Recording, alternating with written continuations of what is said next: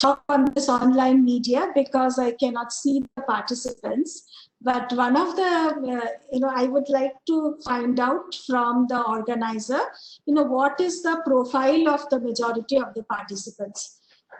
Ma'am, so majority. If you can tell me a little bit, then it will please, help me in my talk. Please, ma'am, most of the participants are from different academic institutions.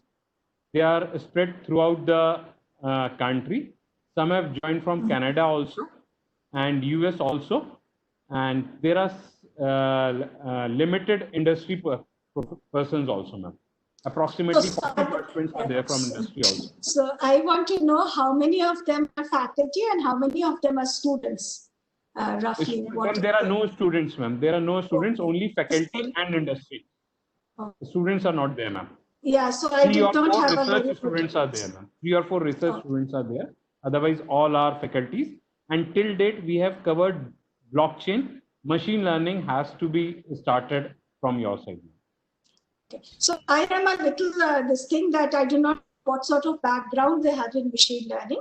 So I have divided the talk into 2 parts, and based on the feedback after the first I'll just give a 15-minute talk, and based on the feedback I will reorient the talk. So right now the first part of the talk introduces machine learning, and in the second part I talk about some of the work that our students have done in the field of natural language processing and text mining.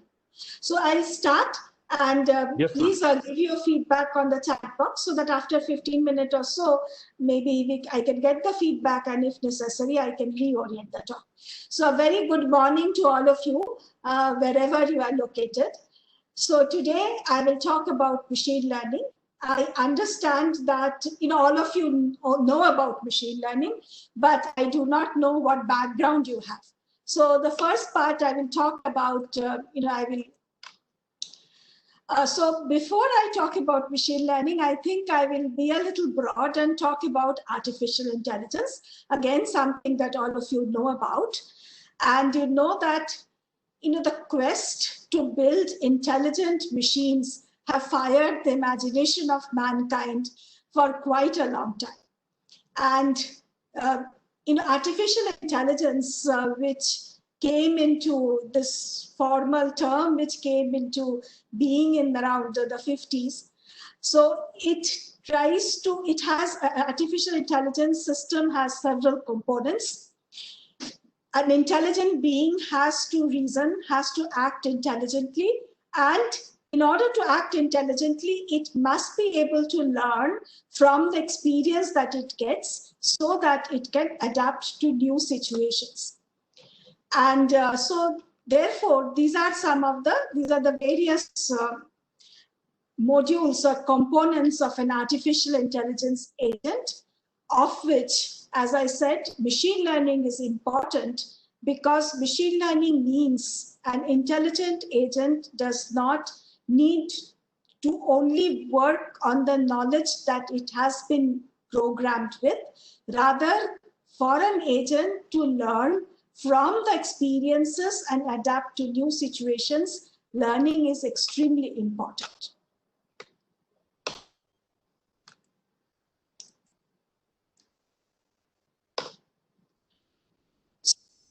Learning is to improve task performance based on experience most of the time. Now, some of the examples of tasks that machine learning system can do are given here. So given an image, a machine learning system can come up with a textual caption or a description of an image or a video. A machine learning system is used to recognize the speech so that you can give a dictation on your mobile phone and it can be transcribed in the language of your choice. A machine learning is used to translate between languages. A machine learning system at doing what we normally equate with intelligence of human beings, such as playing complex games like chess and Go. Machine learning can detect fraud. It can drive cars autonomously. It can be used for medical diagnosis and treatment. So I'll just briefly describe some success stories. Automatic vehicle navigation, I'm sure all of you have heard. So we have driverless cars who can understand by the various sensors, which can look at the road and use other sensors and therefore do automatic navigation. Hello. Yes. Ma'am, sorry for interrupting. Can you please maximize the screen? We can't able to see it.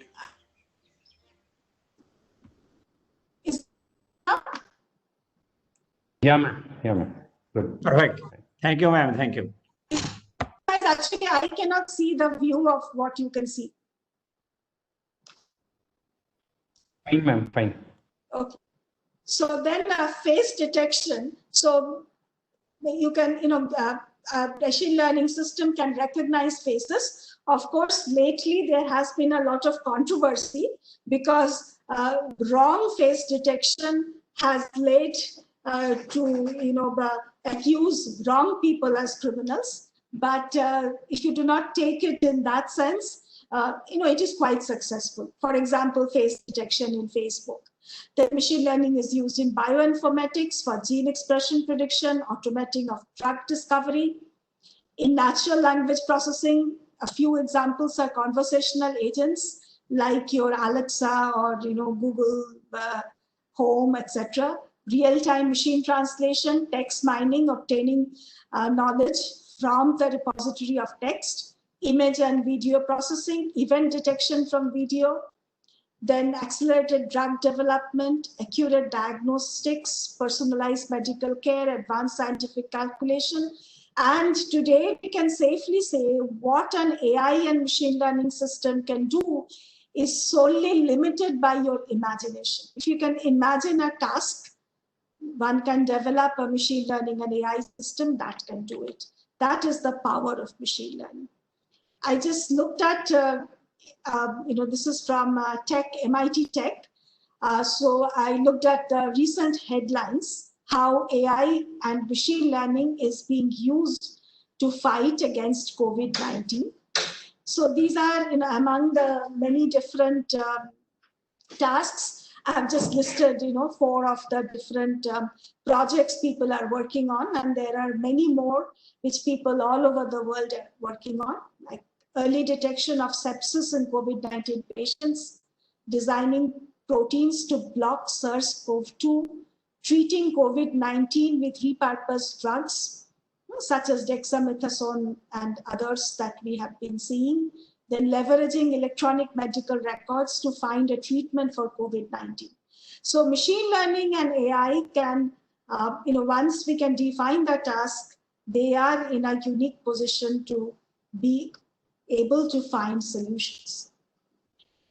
Now, machine learning has, as I told, is the most hyped component of AI today. There's this famous saying by Andrew Ng, AI is akin to building a rocket ship. The engine is the machine learning algorithms, and the fuel is the huge amount of data that you feed to these algorithms. And we can discuss that a lot of machine learning depends on the data from which the algorithm trains and is able to solve for new tasks. And the enabler for using machine learning are compute power, GPU systems, and the algorithms. Now that we have talked a little bit of machine learning, let us see what is machine learning. So machine learning broadly, we can say it is the ability of a system to learn without being programmed. And it can learn from data or past experience, and a machine learning system based on this experience can build a model, and this model can be used for prediction, decision making, or for solving certain tasks. So this diagram shows one of the standard platforms of a supervised machine learning system, where you have data which is labeled with the task that you wish to perform. And from that, the machine learning algorithm can use this data to learn a model. And this model can be used on new experiences to predict something. Now, why is machine learning important? Learning can be used to improve the performance in a task. And therefore, it can overcome the knowledge engineering bottleneck. A classical AI system or an algorithmic system is a problem based on knowledge which has been fed to the system, whereas a machine learning system can learn new knowledge from the data, and therefore it can develop systems that are adaptive. That is, it can adapt to new situations, and that can be personalized to a particular task. For example, suppose there is a news system which delivers routes news, such as, let's say, Google News or something. Now, I and you may have different preferences about topics which we wish to find out, or we want to have certain important news delivered to our mailbox. So our machine learning system can be used to personalize the news delivery. Now, you use this online e-commerce platforms like Amazon, Flipkart, and so on. And in those platforms, when you log on, you will be given recommendations. And these recommendations are personalized to a particular person, again, based on the interaction of the person with the system and based on machine learning. In addition, machine learning can deliver personalized tutoring systems so as to cater to students of different backgrounds and different aptitudes. Then machine learning systems can be used to deliver new knowledge from large databases. This is called data mining. For example, medical text mining, which can be used to go through the huge amount of biomedical literature, blogs, and other sources, and be able to find out new connections. Now, when we design a learner, overview that from the data or experiences and maybe some background knowledge or bias about the type of hypothesis, the learner can build a model which can be used to reason and solve a particular task. So these are the steps in building a basic machine learning system. Choose the experience of the data, choose the target function, that is, what do you wish to learn, choose how to represent the target function, that is the class of the function, and use a learning algorithm to choose infer a particular function from this class. More about this later. Various types of machine learning. The two most common forms of machine learning are called supervised and unsupervised machine learning. In supervised machine learning, as you see in the diagram on the left, you have data or instances which are labeled.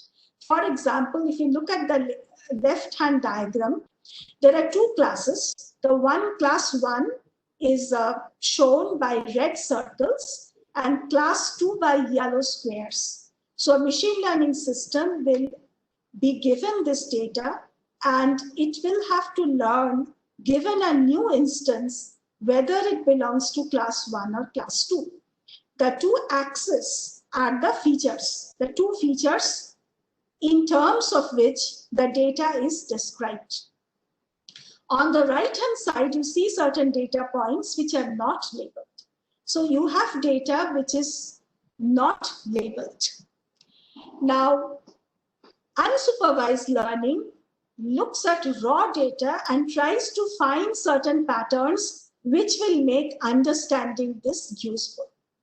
In a supervised learning, we can say you are given X at the input for a particular instance and Y is its label. And from the given data, the machine learning algorithm will come up with a model, and this model, when given a new observation X, will find the classifier or label Y. For unsupervised situation, one example problem is clustering, where you are given a set of X's with no labels, and you may want to cluster this data or summarize them. Now, this is an example of the supervised classification, where you learn a decision surface given by the red line here, which tries to separate the red points from the yellow points. On an unsupervised situation, on the other hand, I did not draw the boundaries. What you can do is that you can try to look at the data and look at, for example, which of the points are similar. For example, you can say these 4 points are very close by, these 3 points are very close by. So there is no gold standard output. You try to analyze the data and find patterns. So supervised learning, you can think that there are 2 phases, the training phase and the usage phase. In the training phase, you are given data which comprises of the input instances and their labels. And from the input, you try to learn an model which, given the input, will find the label. And often machine learning algorithms work on features.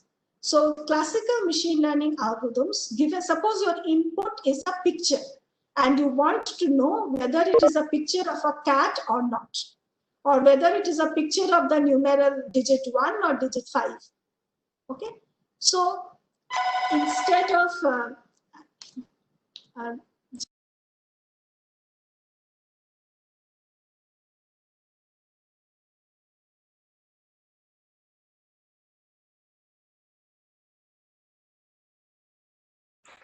I'm sorry. So I'm trying to.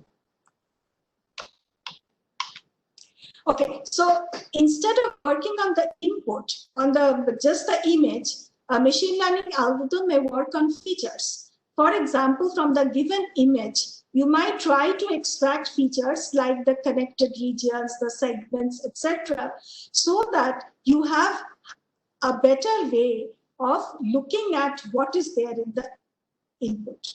So classical machine learning algorithms depend heavily on identifying features for a particular task and finding algorithms to extract those features. And based on the features, the machine learning algorithm tries to learn a function of the features from a given function class, which is called a model. And this model can be used on a new instance. From the new instance, again, you extract features, apply the model to get the label. Now, when you build a model, you have to choose a model from a given class of models. So your model can be a linear function of features. Your model can be a decision tree built on the features. So it can be a quadratic function or an nth degree polynomial of the features. So the components of a model are 2 things. One is the features that you use. The second is the function class or hypothesis language that you use. Okay. And so this is more about this, we will come to later. Now, so we have already looked at supervised learning and unsupervised learning. There's a third type of machine learning called reinforcement learning. Unlike in the supervised or unsupervised machine learning task, where you are given individual instances only, in reinforcement learning, we have an agent which continuously interacts with the environment. The agent can take action which impacts the environment. The agent has a choice of action. The agent has to choose which action it should choose. For example, think of a chess playing agent. The agent has to choose what move it will take. And the environment, depending on the move, the environment changes. And when the environment changes, the agent gets some observation from the environment and may get a reward function, which depends on the current state of the environment. Now, the task of a reinforcement learning agent is to learn a policy which is to find the optimum action to choose under a particular scenario. Okay, so before I proceed, I will pause for 2 minutes, and I want to get a brief feedback from the organizers based on if there are any messages on the chat. If you can give me feedback, and then I will resume. Ma'am, it is going great, ma'am. If there are any queries, the participants can write on the chat window. Till now, we have not received any queries. Thank you. Then I will proceed. So let me come to a little bit more detail about the formalizing the supervised learning problem. So in a supervised learning problem, you are given a training set D. The training set D is a set of xi, yi pairs. So xi, yi is the ith instance. For the ith instance, xi is the input and yi is the label. And the task of supervised learning is to learn a function f, which is a function of xi, so that fxi is close to yi for most of the cases. So given the training set, we want to learn f so that for the training examples, fxi is most of the time close to yi. And for that, in order to measure how good this function f is, we define a loss function. And this loss function is to be minimized. We have to learn f minimizes the loss function. So there are various types of machine learning methods. In parameterized machine learning methods, this function f is a function with the parameters theta, and we have to learn the values of the parameters theta so that this loss function is minimized. For example, your f can be a linear function of the features, and the parameters can be the coefficients of the different input components. And these coefficients or weights can be learned such that the loss function can be minimized. Now, supervised learning, this y can be of various types. Y can be a numerical value or continuous value, or y can be discrete valued. If y is numerical valued, you can choose a loss function which is defined based on the mean square error. If the y is a particular discrete class, then you have to choose another loss function. We'll talk more about this. Now, as I mentioned, there are various supervised learning methods. I'll just mention the names of some of them. You can have a linear method, linear classifier.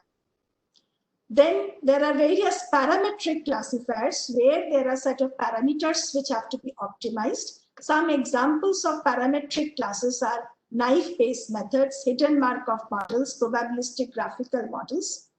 Some examples of non-parametric methods are k-nearest neighbors, kernel regression, kernel density estimation, decision trees, and its variant classification and regression trees, etc. So we'll not have time to talk about these methods, but just mentioning some of the methods. And then there are aggregation or ensemble-based methods which try to aggregate the result of multiple methods or same method applied in multiple ways. And such, the aggregation strategies, some of the aggregation strategies are random forest, which works on a class of decision trees, then boosting or adder boost, bagging, etc.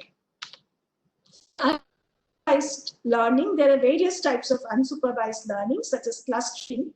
Clustering means, given the data, you try to group them into clusters so that the instances within a cluster are very similar. And there are various algorithms for clustering. Then there is density estimation, dimensionality reduction. Dimensionality reduction is a situation where you take an input which is very high dimension and you try to reduce the number of dimensions. And there are various methods to do this. And these are all unsupervised learning methods. Now, let us come back to the formulation of the problem. As we said, for parametric learning, we want to learn this function f such that y equal to fx and f is parameterized by theta. And as I mentioned, y can be continuous or numeric valued, or y can be discrete valued or categorical. Also, for the experiences that are available to the machine learning agent, it may be that is known for some x or all x or none of the x's. It is none of the x's that we call unsupervised learning. Y may be known for some values of x, but not for most of x. Then we use strategies such as semi-supervised, self-supervised learning, etc. This function class can be very simple, like a linear function, much more complex. And f can incorporate some knowledge about how x was generated or need not consider. So there are various formulations of the machine learning problem.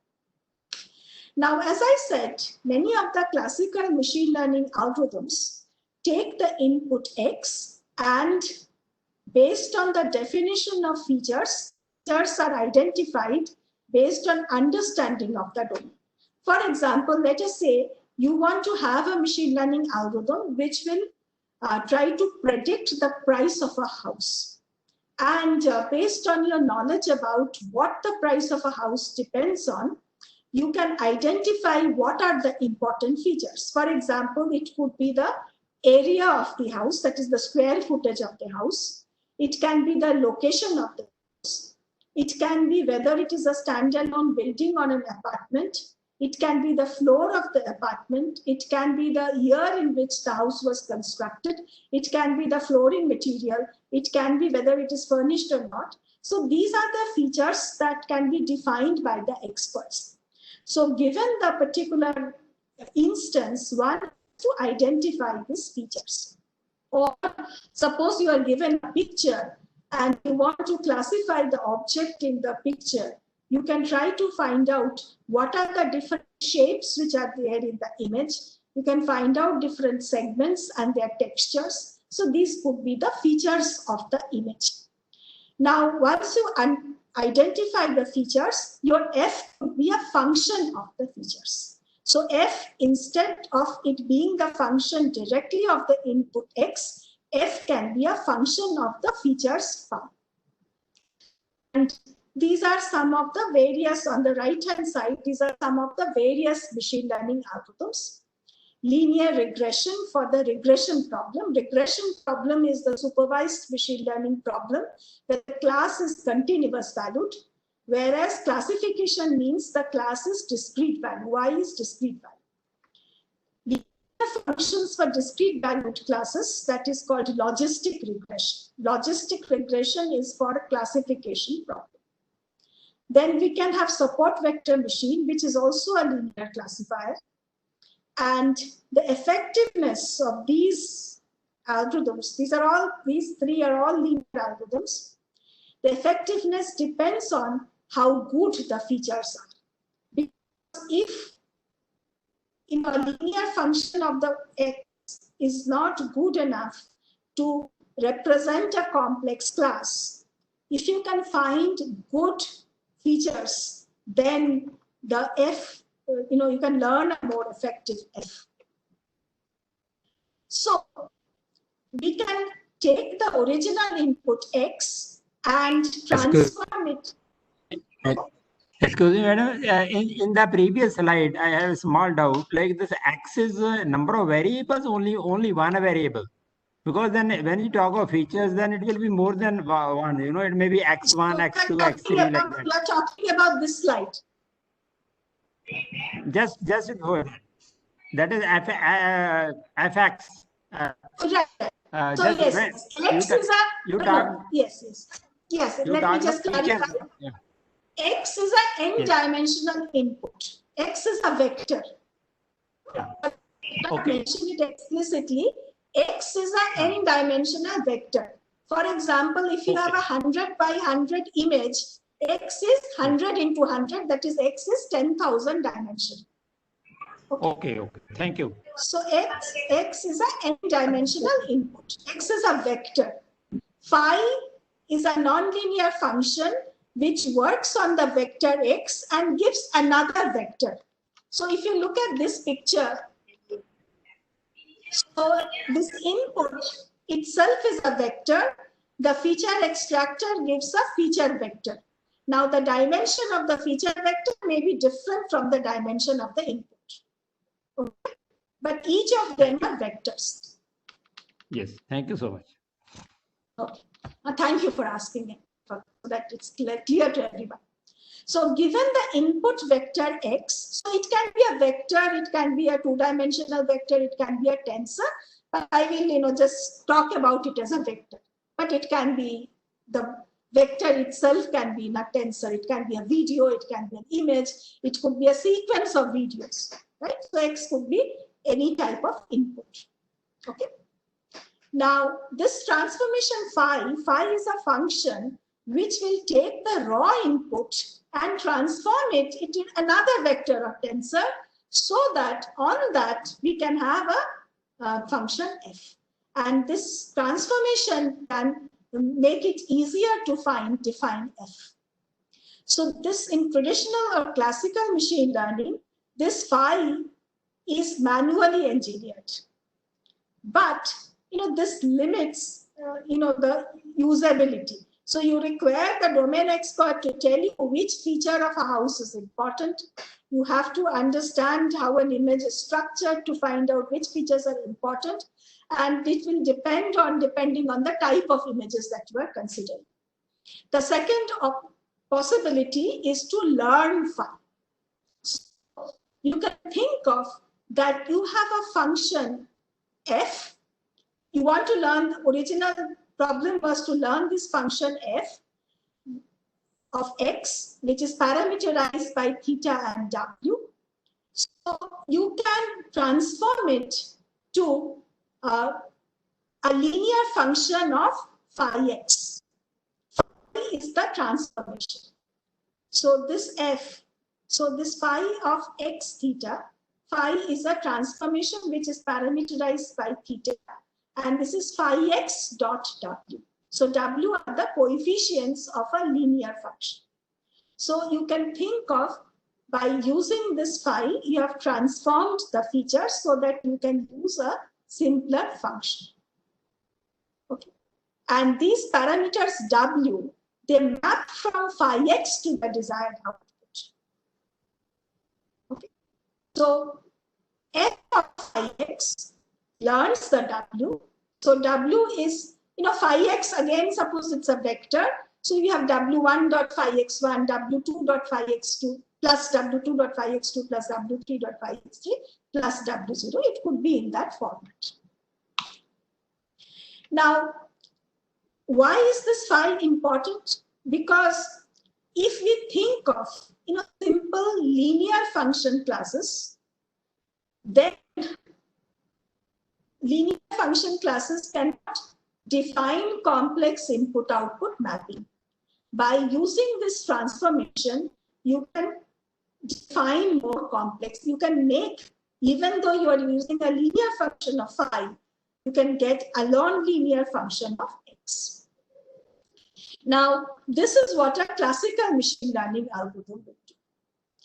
Now enters deep learning on neural network.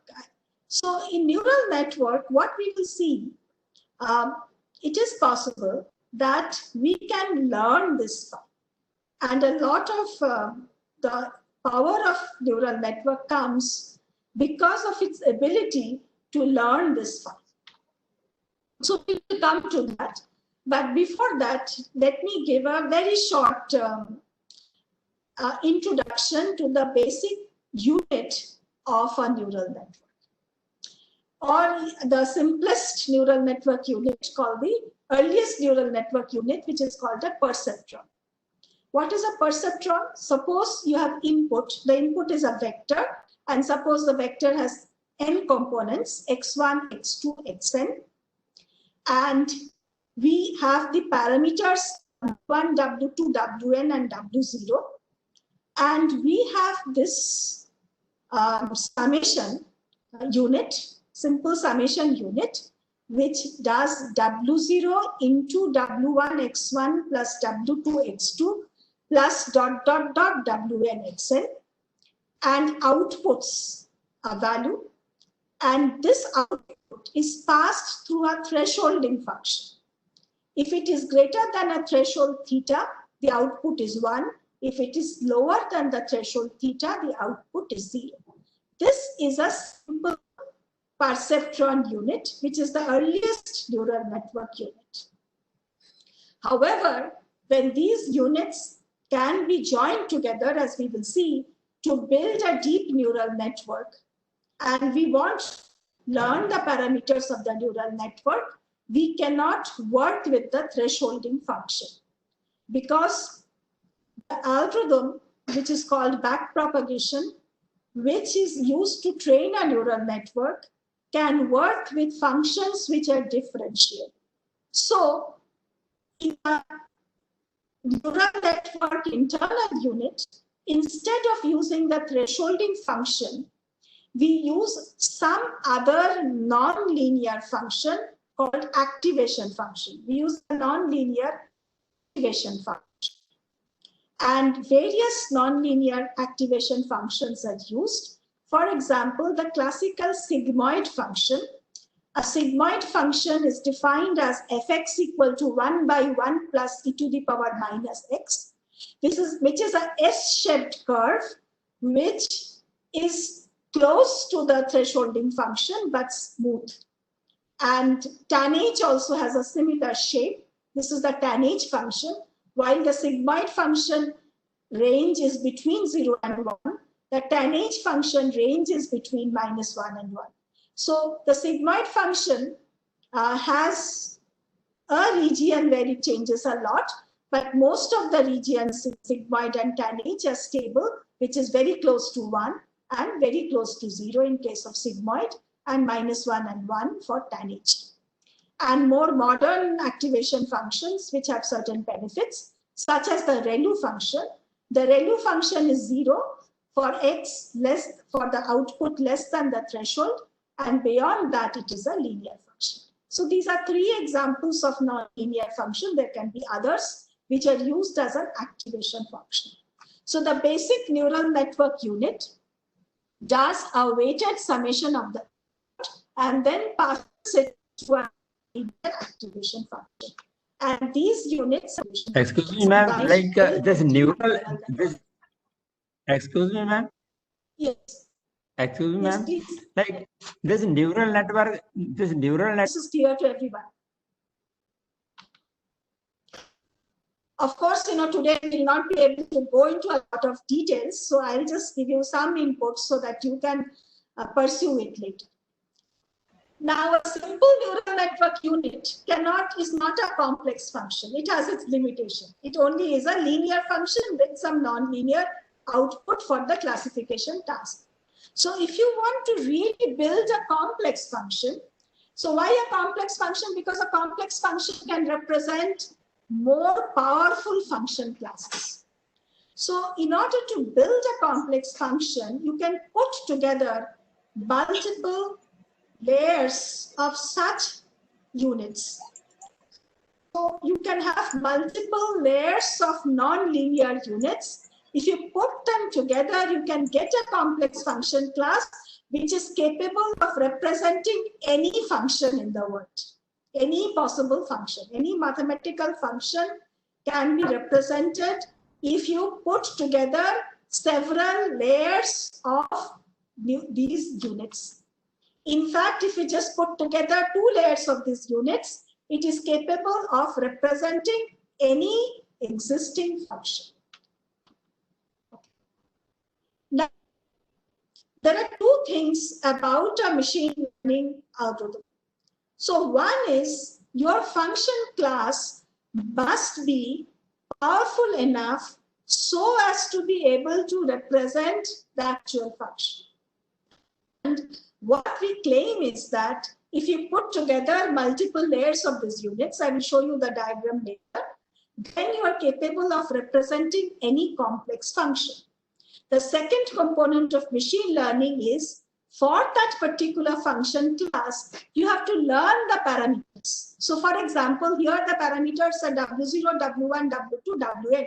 You have to learn the values of these Wi's so that the given loss is minimized. So that is called learnability.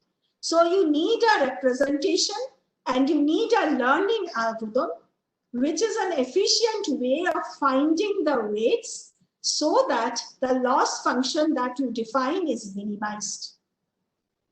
So you have to learn, for a neural network unit, you have to learn the weights that are going into hidden units. And this is what a neural network learning is all about. Now, this is a diagram of a multi-layer neural network system. So here we are giving the actual inputs x1, x2, xn. And then we have one unit. Each of these red circles are like the unit that I showed. This picture on the right? So each of those red circles is like this. So we have, let us say in this picture, we have a three-dimensional input. Then in the first layer, we have 5 neural units. Each of these 5 units takes input from the previous layer. And each unit we saw does a linear summation and then a non-linear function. And then we have this second layer of unit. Each unit in the second layer takes input from the first hidden layer. Then we have the third hidden layer. And then this is the final output, right? So the function at the output is composed of functions which goes through all the 3 layers. Each of the function is a very simple linear function plus a non-linearity. And when you combine them, you get a representation which can represent any complex function. Okay, I will pause here, and if you have 1 or 2 questions, I can discuss. Ma'am, there are some questions in the chat window. Of the original. So you can think of each output in the first hidden layer as a set of features describing the input.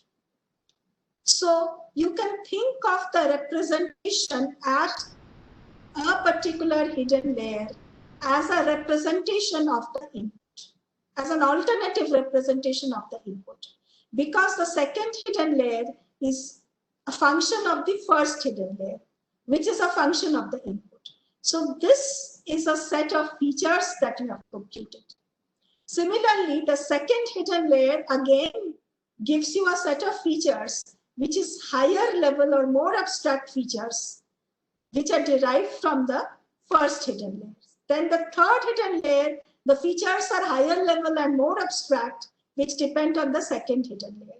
So the deep neural network, you can have multiple layers, and each layer will give you features at higher and higher levels of abstraction. And these features can be thought of as learned features. And based on it, at the final layer, one can have a simple linear function of these high-level features. So while in classical machine learning, you have to do feature engineering to find the best features. In deep learning, you can just give the input and the features can be automatically learned.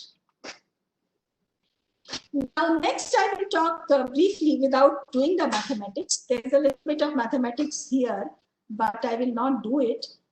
So, but I will tell you how the parameters are learned in the neural network. As I told you, corresponding to every edge, there is a weight, and there is also a bias, W0, with every unit. So all these weights have to be learned. And what is the principle of learning this? You define a loss function. We'll talk more about the loss function in the next slide. So loss function is a function of, for a particular XY pair, for a particular x, the desired output is y, and the function that you have learned is fx. So loss function measures the difference between fx and y. So for example, if you have a regression problem, one way of defining the loss function is the sum of squares of fx minus y for the different input instances, right? So this is your loss function, and you want to find the parameters w so that this loss function is minimized. And how is the loss function learned? You learn it by an algorithm called back propagation. Because I made this talk a little abstract, I should have put a slide on back propagation. I did not, but I'll just tell you very briefly what back propagation is. You want to learn the parameters. When you have a continuous function, you are trying to minimize the function. So what you try to do is that you try to find the slope of the function with respect to each of the parameters wi, right, or theta. So you have this loss function. You find the derivative of the loss function with respect to each parameter wi.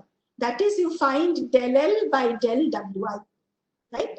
And once you find this slope, you want to modify this wi so as to follow the negative direction of the slope. Okay. So if you do that, this will become smaller. If you have a smooth function, then you want to move towards this minima by finding the partial derivative of L with respect to wi and moving towards the negative gradient. Now, this backpropagation algorithm, what it does is that it computes the loss function with respect to the final output. Because at the final output, you know what is fx and you know what is y. Right? Based on that, you find the derivative with respect to the weights associated with the final output. By using a chain rule of calculus, this mathematics I am not put into my today's lecture, but those who are interested can follow it up.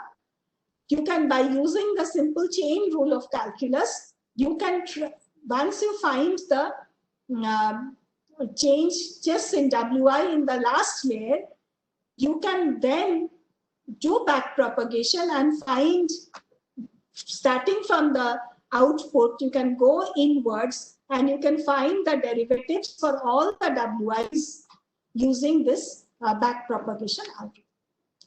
Back propagation does gradient descent, that is, moves the parameters or weights so that this loss function is minimized. Okay. Now, this mean square error can be used as a loss function for classification, for regression, where you have a real valued or numerical valued output. But if you have a discrete classification problem where you have a discrete number of classes, the loss function will be different. For example, often for a classification at the final layer, you use the softmax activation function, and correspondingly you use the cross entropy loss function.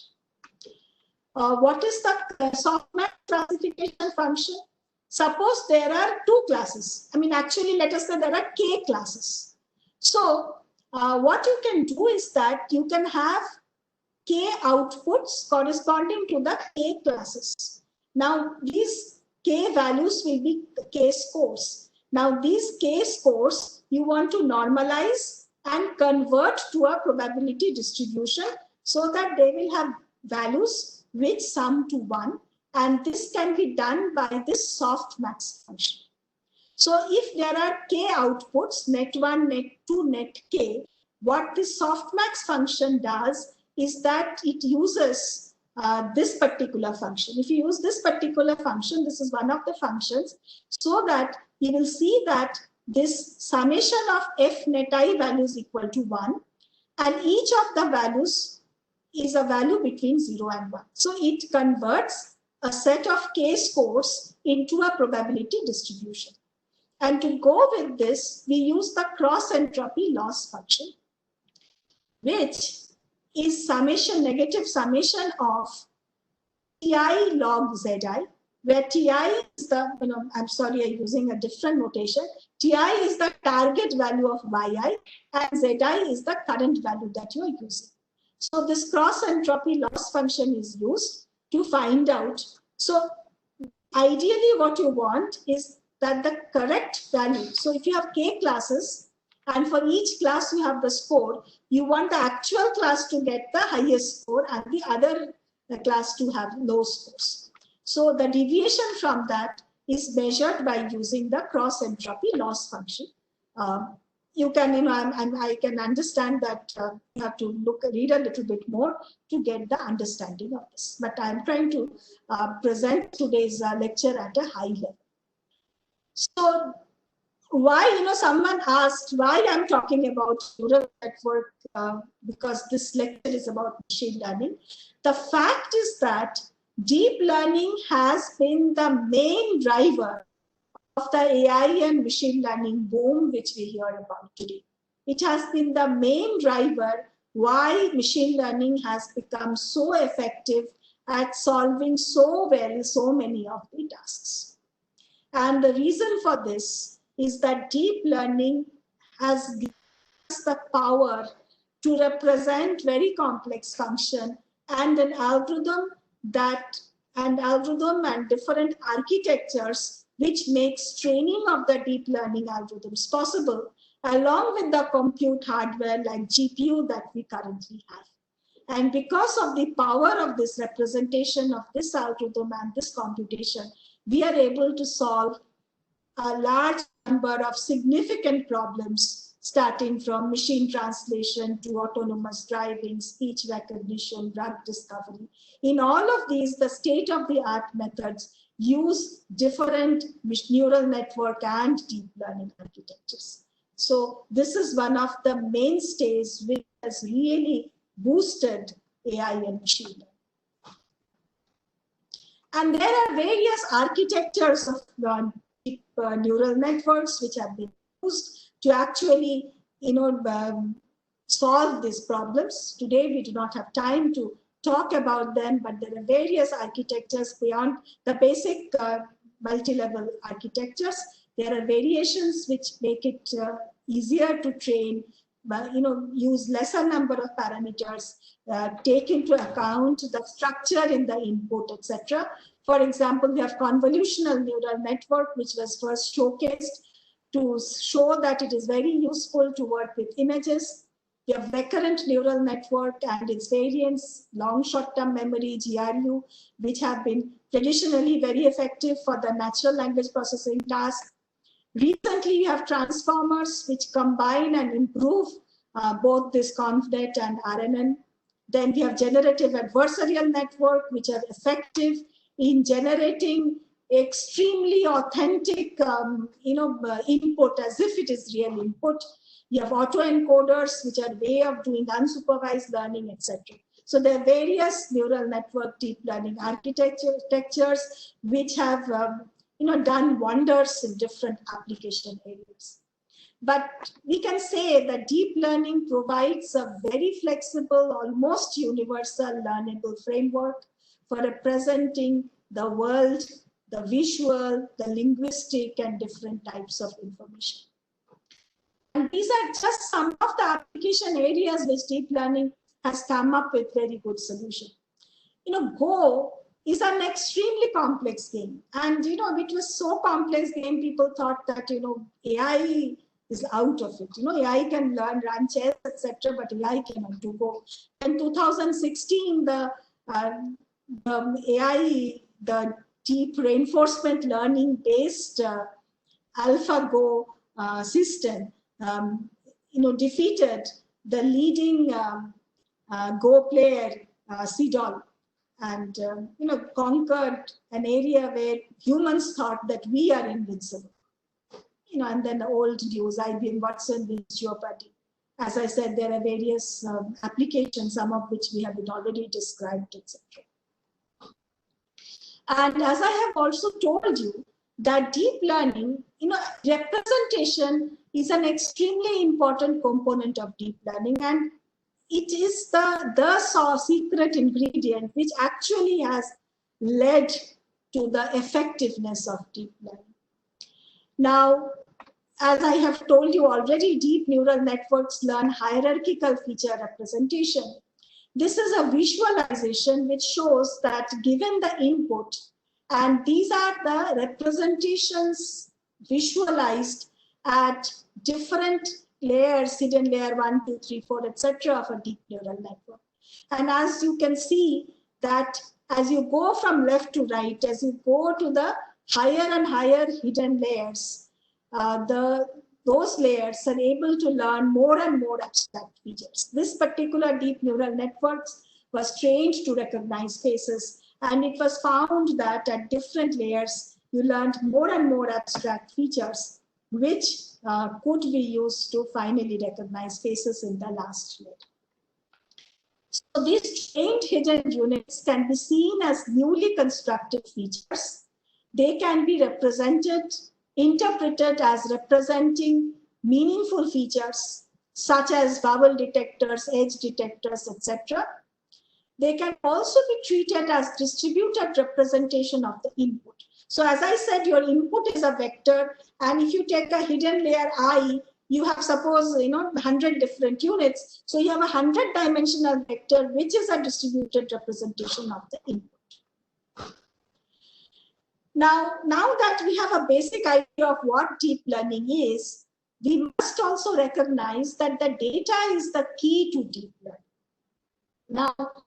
Now, because a deep learning system which has many layers, it will have many parameters. Now, if you want to learn all these parameters, you will require a huge amount of annotated data, labeled data. Now, for many problems, such data is not easily available. And creating this data takes a lot of time. For example, if you want to develop a machine translation system, machine translation systems use what we call parallel corpora. That is, they use a parallel, suppose you want to develop a machine translation system that translates between English and Hindi.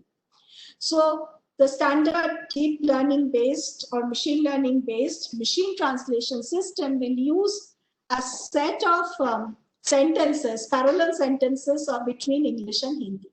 And creating that data takes a lot of time and effort. Right?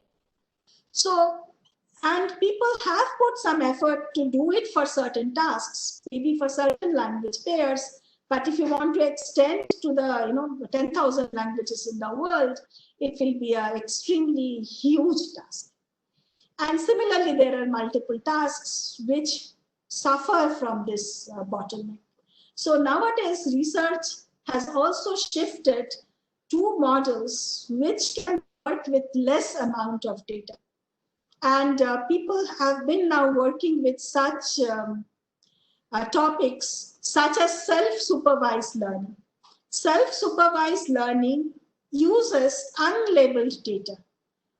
And it tries to use some of the data as supervision of itself. For example, I'll give you an example.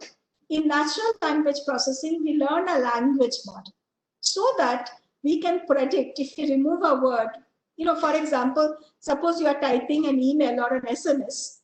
You want a system which can assist you in the writing, and it can complete the sentence for you, or you can predict the next word. Such a system can be trained on an unlabeled corpus where it uses the sentences itself to predict that from the previous words whether it can predict the next word. Such tricks are used in self-supervised learning. Then transfer learning is a very important framework where suppose you have used a machine translation system between English and Spanish, and you can transfer knowledge from this model, or you can use this model on a translation system which translates from English to Hindi. So this is transfer learning, where you transfer. So for example, today, this was my next set of slides. I may not have time to talk about it. We have worked on transfer parsing, where we take a parser or data, annotated data, for, let us say, English tree bank for parsing English sentences, and we transfer this to parse Hindi sentences or Bengali sentences. This is called transfer learning. A third setting is called multitask learning. What you do is that, suppose you have small annotated data for 10 different languages. So you can pull together this data so that you can use all this data to learn powerful models for each of these languages, even when for individually you do not have a large amount of data for each language. Then there is generative modeling, there is zero-shot or few-shot learning, etc. So these are some of the domains in which a lot of recent research is going on in machine learning. So as I told, in self-supervised learning, you try to learn by making predictions about a part of the input data from any other part. I already described language modeling in NLP. And this sort of language modeling has been used to derive very powerful representations of words and sentences in natural language using very powerful pre-trained models such as BERT, ExcelNet, ERNIE, which are based on the transformer architecture, and the old version was word2vec. And in generative modeling, what you try to do is that you have unlabeled data, and you try to reconstruct. So suppose x1, x2, x3, x4 is your, is a particular input. You want to create a network and learn a representation so that you can output is also x1, x2, x3, x4. You learn a representation without using a label. So you learn to, from x1, x2, x3, x4, you also try to get back a reconstructed input through a distributed representation. And you have some tricks so that this mapping does not become trivial, right? So for example, in a denoising autoencoder, you take the input, you corrupt the input, and you try to reconstruct the original input. For example, suppose you have an image, you have a sentence, you corrupt certain pixels of the image, and your objective is to, given this input, you want to reconstruct the original input. And for that, you develop a neural network, and the hidden layer in this network will serve as a representation of the input. This is called generative modeling. Again, I understand that it will take you some time to understand these concepts, and today I'm only giving you a very high-level overview. Another very important direction where machine learning is heading today is the topic of interpretability or explanation. Now, machine learning is often the core technology in many tasks in critical domains, such as healthcare. Healthcare, you want to diagnose patients, or you want to do surgery on patients. Transportation, where you want to do traffic lights or self-driving cars. Legal domain, surveillance domain, medicine domain, where if the machine learning system gives some wrong output, the result can be very fatal. So you want to have a system which can be trusted. And one of the ways in which it can be trusted is to be able to explain. The algorithm must be able to explain so that the answer can be verified. For example, if your machine learning system suggests a medicine for a particular disease or for a particular patient, you can ask, why was this medicine suggested? If a self-driving car presses the brakes, you should be able to ask, why was the brake pressed, so that it can be verified. And for this, there is this new domain where there's a lot of work which has been happening, which is called the domain of explainable AI. So explainable AI is essential if users have to understand, trust, and manage the partnership with AI. Today is the age of AI. In almost all domains, AI is either already there or will soon be there. And therefore, AI systems must be trusted. AI must also be secure and transparent, and a lot of research is going on in these domains today. Now, we have talked about the power of neural networks and deep learning. but it also has certain limitations. To quote Judea Pearl, to build truly intelligent machine, it's not just finding the associations or solving the task. We have to teach them cause and effect. And, people increasingly feel that you should be able to do reasoning, inference, and use higher level thinking power in order to have a more powerful AI system. So, causation is a very important topic in which people want to work today. So when your AI system interacts with humans, machines must be able to remember, they must have some memory, they must be able to reason, they must be able to explain and seek to feel knowledge gaps. So the focus is now shifting in the research domain, not just deep learning, but also deep reasoning. And as I told that there are various deep neural network architectures beyond the multi-layer perceptron. I do not have the time to discuss this today. This is a picture of a convolutional neural network. This is a picture of a recurrent neural network, which is bidirectional. This is a picture of a generative adversarial network.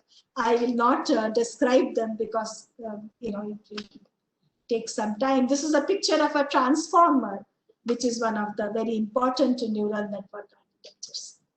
And finally, one very important thing that this unsupervised or other neural network or representation of neural networks capitalize on is this very important hypothesis called the manifold hypothesis. What does the manifold hypothesis say? It says that natural data lives in a low dimensional manifold. What does it mean? Suppose you have a lot of images, 100 by 100 images. Now, each image is a pixel. Each pixel has some values of RGB, right? So let's say 255 values of RGB, etc. So you have, based on that, you can think of combinatorially how many images are possible. If 100 by 100 pixel, each pixel has RGB values. Each of those values are between 0 and 255. You can do a computation of how many images are possible. Now, out of these images, if you randomly generate an image with an extremely high probability, that image is not, if you look at the image, it will not be meaningful at all. It will be a completely random image. So a very small fraction of these possible images are the images which can occur in real life. So even when the data is high dimensional, the actual data is only a small fraction of the total possible data. Now, I work in natural language processing. Suppose you take the set of words in English, right? Now, if you consider a document, suppose a document having 100 words. Now, suppose in English, we have 100,000 word vocabulary. So you can have 100. So each of the, suppose you have W1, W2, W100 are the 100 words in the document. Each word can have 100,000 values. Now, if you take all possible documents, most of these documents are garbage. They are not meaningful. Only a few of them are meaningful. So manifold hypothesis says is that because only a small fraction of the data is meaningful, that even if the data is high dimensional, actual data is low dimensional. The actual data is low dimensional. That is why these neural networks, which depend on the representation of limited number of units, that is why they work. Okay. So this was my first part of the talk. I think I will stop today because I realized that if I want to talk about certain other applications, it would require a basic background. But today I will stop here. If you have some questions, we will discuss. Thank you, ma'am. The platform is open for queries. For next 5 minutes, I think if there are any queries, you can share on the chat window. And there are certain queries. Shall I ask, ma'am? Yes. Someone has asked where fuzzy logic stands in deep learning. talk about fuzzy logic